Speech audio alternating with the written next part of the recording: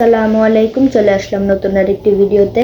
BPL এর point টেবিলে ঢাকা আর নোয়াখালীর যেই অবস্থা, সেই অবস্থা থেকে কি তারা সেমিফাইনালে যেতে পারবে? হ্যাঁ পারবে।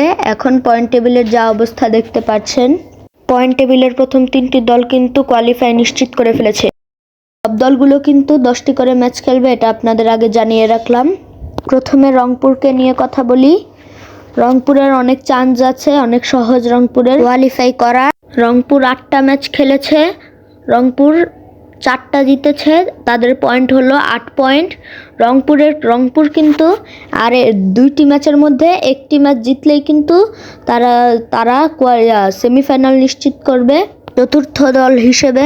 কারণ ঢাকার নোয়াখালী যদি তাদের পরের 2টি ম্যাচও জিতে, তাও কিন্তু তাদের সর্বোচ্চ পয়েন্ট হবে 8, আর ওদিকে কিন্তু রংপুরের আরেকটা ম্যাচ জিতে তাদের পয়েন্ট হয়ে যাবে 10। এ কারণেই কিন্তু রংপুর কোয়ালিফাই নিশ্চিত করবে চতুর্থ দল হিসাবে।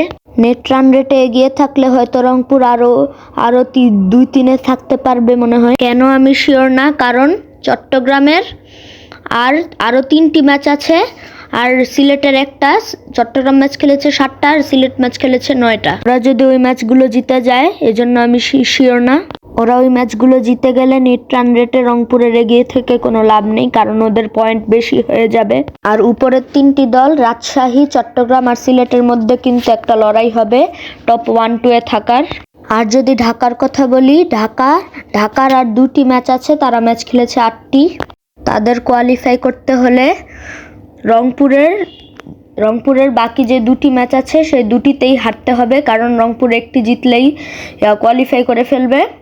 আর ঢাকার পরের 2টি ম্যাচের 2টিতেই জিততে হবে, তাহলেই ঢাকার পয়েন্ট হয়ে যাবে 8, আর রংপুরের পয়েন্ট 8ই থেকে যাবে। তারপর কিন্তু নেট রান রেটে ঢাকা এগিয়ে থেকে কিন্তু চতুর্থ স্থানটা দখল করবে।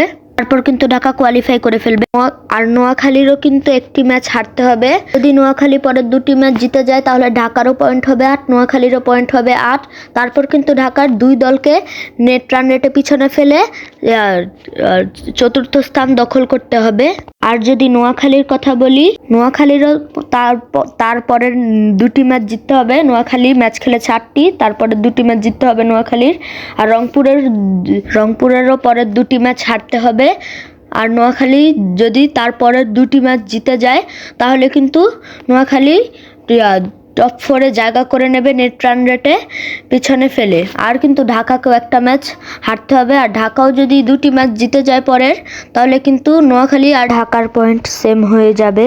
তাহলে কিন্তু নোয়াখালীকে 2 দলকে নেট রান রেটে পিছনে ফেলে চতুর্থ স্থান দখল করতে হবে। ভিডিওটি কেমন লাগলো অবশ্যই কমেন্টসে জানাবেন।